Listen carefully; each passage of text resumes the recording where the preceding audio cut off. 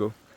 Bonjour à toutes et à tous, je me présente, je suis Pierrot, je suis le président de l'association des bénévoles et volontaires de Houchasse. Je suis avec Claude, propriétaire forestier sur notre commune. Et on vient vers vous cette année pour notre grand projet 2026 qui est la réhabilitation d'un chemin, d'une boucle, d'une balade qui sera à la fois ludique, artistique et sportive, qui va faire environ 4 kilomètres. Et quand on a eu ce projet-là, cette idée-là, Claude a tout de suite Voilà, adhéré. oui, moi j'ai adhéré au projet.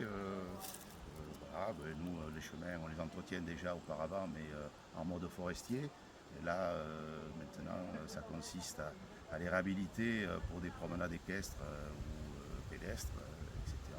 Et qui sera ouvert à tout public qui voudra bien Venir, participer. participer et Voilà, en prendre plein les yeux sur les beautés de notre commune aussi, tout à aussi. fait.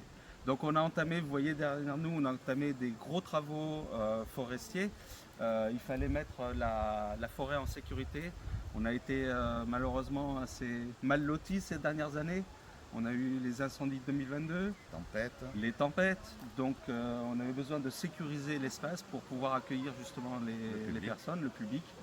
Et en complément, cette année, on fait venir les 20 et 21 juin 3 sculpteurs à la tronçonneuse qui sont lauréats des championnats de France, qui vont réaliser 3 œuvres qui seront disposées tout le long, on va y arriver, ouais. tout le long de ce circuit, de manière à proposer un parcours un peu artistique, agréable, des endroits, des petits îlots de repos qui seront intégrés à la forêt. Et si j'ai bien compris, ils vont travailler sur des arbres qui sont tombés pendant la tempête Nils, appartenant à des propriétaires de Houchasse. Exactement, c'est que du local, c'est des arbres qui ont été malheureusement, comme tu disais Claude, qui sont tombés pendant la tempête, et donc qu'on a débité et dont les troncs seront à disposition.